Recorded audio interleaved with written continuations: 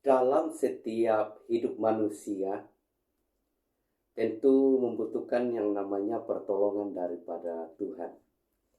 Dalam Yakobus pasal 4 ayat 13 sampai dengan yang ke-17, jika kita membaca ayat ini, kita bisa belajar bahwa ada dua hal penting yang perlu diperhatikan jika Tuhan menghendaki dalam kehidupan kita.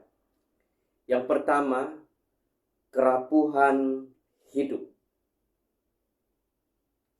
Yakobus menegaskan bahwa hidup kita sangat rapuh dan singkat, seperti kabut yang hadir sebentar dan kemudian hilang. Karena itu, kita harus merencanakan hidup kita dengan bijaksana, dengan menyadari bahwa kita tidak dapat memprediksi masa depan kita dengan pasti. Kita harus bersyukur setiap saat, menghargai segala yang kita miliki, dan memanfaatkan waktu yang ada sebaik mungkin, yaitu waktu yang diberikan Tuhan. Yang kedua, kita harus menyadari bahwa kedaulatan Allah.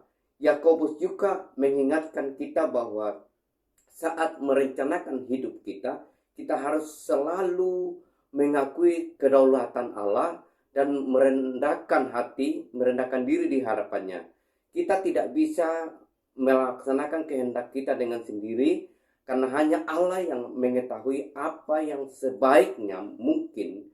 Oleh karena itu kita tidak boleh memandang rendah kehendak Allah kita harus bergantung padanya dalam semua aspek hidup kita.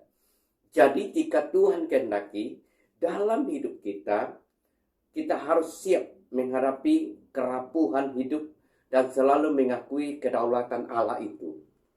Hal ini akan membantu kita merencanakan hidup dengan bijaksana dan mengambil sebuah keputusan yang lebih tepat sesuai dengan kehendak daripadanya.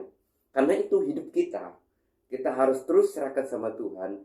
Hidup kita harus bergantung kepada Tuhan. Karena perjalanan hidup manusia itu ada di dalam tangan daripada Tuhan kita. Terpujilah Tuhan. Amin.